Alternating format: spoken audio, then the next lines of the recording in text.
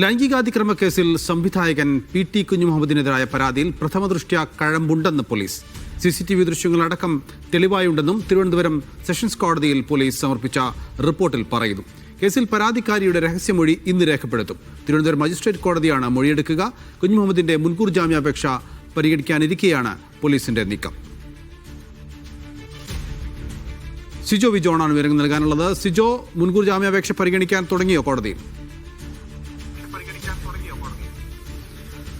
അല്പസമയത്തിനകം പരിഗണിക്കുമെന്നാണ് നമുക്ക് ലഭ്യമാകുന്ന വിവരം. എന്തായാലും പി.ടി. കുഞ്ഞുമുഹമ്മദിന് ഇന്ന് നിർണായകമാണ്. കഴിഞ്ഞ ദിവസമാണ് ഈ കേസെടുത്തതിന് പിന്നാലെ മുൻകൂർ ജാമ്യാപേക്ഷയുമായി പി.ടി. കുഞ്ഞുമുഹമ്മദ് തിരുവനന്തപുരം കോടതിയെ സമീപിക്കുന്നത്. തുടർന്ന് കോടതി പോലീസിനോട് റിപ്പോർട്ട് തേടിയിരുന്നു. ഈ റിപ്പോർട്ട് കുരുക്കുമുറുകുന്നതാണ് പി.ടി. കുഞ്ഞുമുഹമ്മദിന്. കാരണം ഈ പരാതി പ്രഥമദൃഷ്ട്യാ തന്നെ കഴമ്പുണ്ട്, ആരോപണത്തിൽ കഴമ്പുണ്ട് എന്നുള്ളതാണ് ഇപ്പോൾ പോലീസ് കൊടുത്തിരിക്കുന്ന റിപ്പോർട്ട്.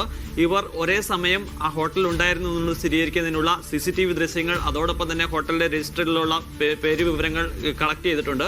അതോടൊപ്പം തന്നെ ഈ പരാതിയിൽ പറയുന്ന സമയത്ത് പി.ടി. കുഞ്ഞുമുഹമ്മദിന്റെ മുറിയിലേക്ക് ഈ ചലച്ചിത്ര പ്രവർത്തക കയറി പോകുന്നതായിട്ടുള്ള ദൃശ്യങ്ങൾ കളക്ട് ചെയ്തിട്ടുണ്ട്. അത്തരം തെളിവുകളുടെ അടിസ്ഥാനത്തിൽ അത് നിലനിൽക്കുന്നതാണ് എന്നുള്ള ഒരു കാര്യം ഇപ്പോൾ അന്വേഷണ സംഘം കോടതിയെ അറിയിക്കുകയും ചെയ്തിരിക്കുന്നത്. അതിനിടെയാണ് വളരെ നിർണായകമായ നീക്കം കൂടി നടക്കുന്നത്.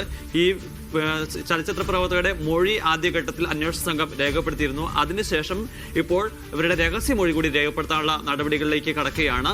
ഈ മുൻകൂർ ജാമ്യാപേക്ഷ പരിഗണിക്കുന്നതിന് മുമ്പ് തന്നെ രഹസ്യമൊഴി കൂടി രേഖപ്പെടുത്തി ഈ ജാമ്യം നിഷേധിക്കുന്നതിനുള്ള നടപടികളിലേക്ക് പോകാൻ വേണ്ടിയിട്ടാണ് ഇപ്പോൾ പോലീസിന്റെ നീക്കം.